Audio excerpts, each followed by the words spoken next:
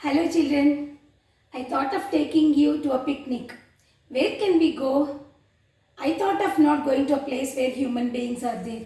Let us go to a forest where there are animals. Yes, I today we are going to learn the poem Animals, which is written by Walt Whitman. Walt Whitman wrote this poem telling us the differences between human beings and animals, the way humans think and the way animals behave. There is a lot of difference. That's what he wanted to tell us. Now, before going into the poem, let us know about the poet Walt Whitman. Now, he lived in 19th century, born in 1819 and then died in 1892, and he was an American poet and he worked as a clerk, and he also worked, he's a poet and also worked as a teacher. Now, in those days, he was called as the father of free verse because he wrote many poems in this free verse. What is great in that? Because nowadays you are finding many poems in free verse. In those days, these poets, they used to follow one particular tradition that there must be rhyming scheme in the poem and there must be number of syllables should be same, like 10 or 11 or 12. The rhythm should be there. So they used to follow so many rules, and he was the person who broke all the rules and wrote the poem in free verse. And that's why he was called as a rebel. And he was a rebel not only in writing the poems, even in his social life. Different from everybody. Now, let us go and know what he wrote in this poem, Animals.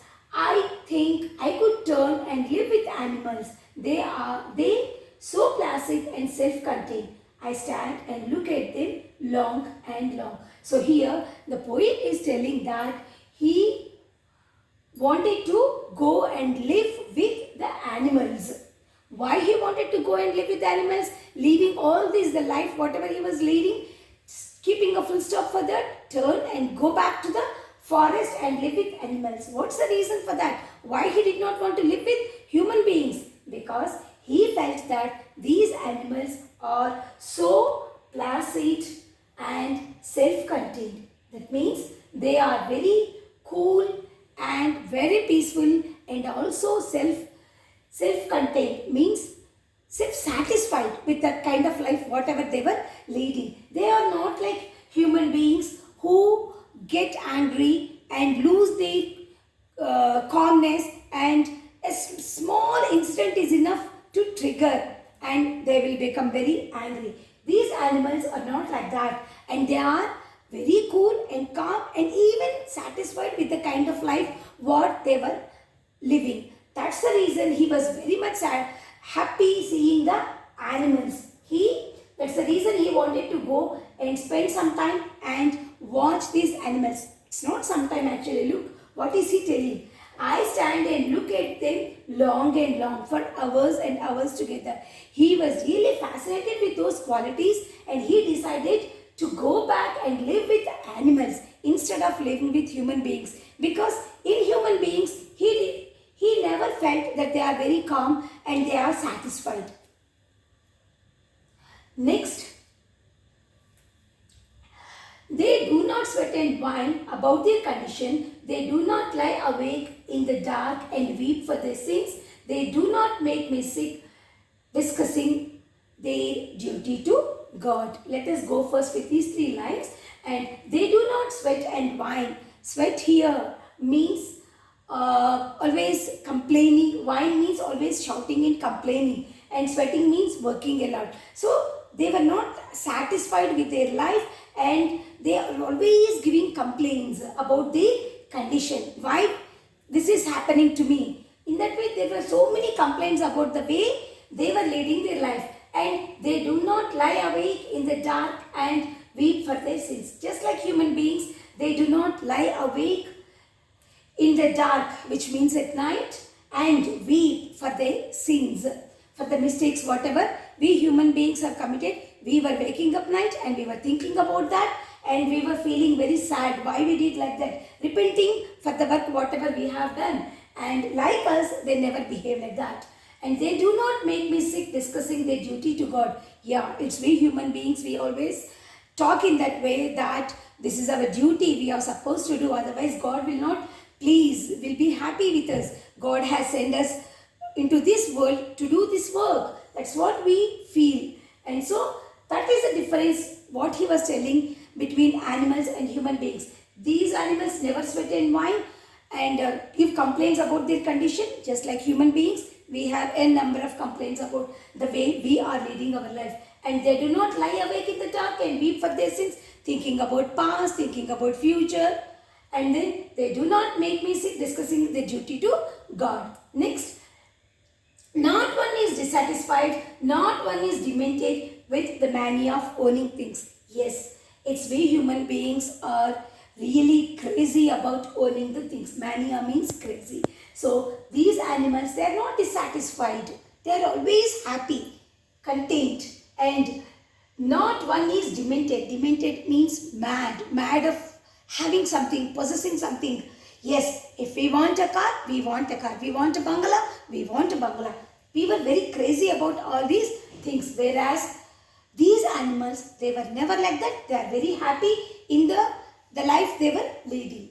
Not one kneels to another, nor to his kind that lived thousands of years ago. Yes, we human beings always kneel in front of others, maybe because of their power, maybe because of money, maybe because of their qualities, whatever may be there.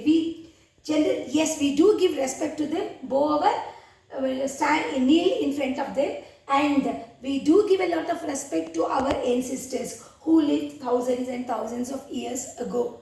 But these animals, they never do that. Not one is respectable or unhappy over the whole world. No one is giving respect to others. They are all very happy, respectable or unhappy in the entire world. No animal is dissatisfied.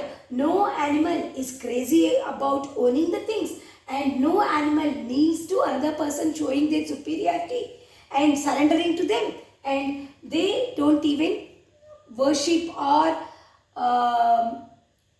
pray for the ancestors. And no one is unhappy in this entire world. It's not that they don't have problems. They do have problems. But they lead a happy life without feeling sad or without giving any complaints. Now, the next part is, so they show their relations to me and I accept them. They bring me tokens of myself. They evince them plainly in their possession. So, what is he telling here? They show their relations to me and I accept them. The way they are showing me what kind of life they are leading, what kind of qualities they possess. They are showing me and I am accepting them. Here I again refer to the poet. The poet accepts that and they bring me tokens of myself. They evince them plainly in their possessions. So they bring me the tokens, the qualities of myself. See, he started thinking about all these qualities, being self-satisfied and being very cool and not being crazy for owning the things. All these qualities were there in me. So they bring to me those qualities of myself which I possessed long back, and they evince them plainly in their possession. They reveal that so clearly to me that all these qualities were there with me, and I wonder where they get those tokens. Now the poet started surprising where they got these qualities, because all these qualities were there even with him. And what is he telling? Did I pass that way huge times ago and negligently drop them? So what he is asking us, now these qualities even I do have.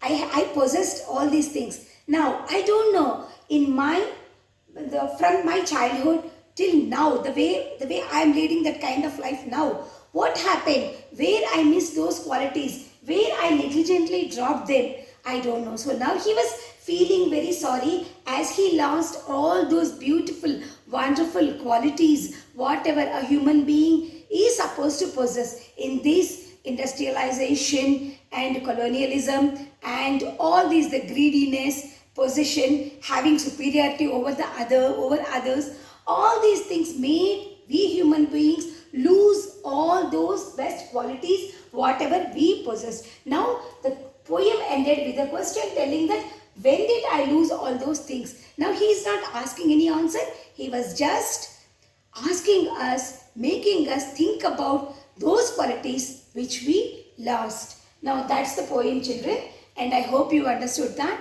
Please write the summary of that poem neatly in your notebooks. Okay? And afterwards we are going to discuss about these poetic devices which made the poem really very beautiful. Thank you.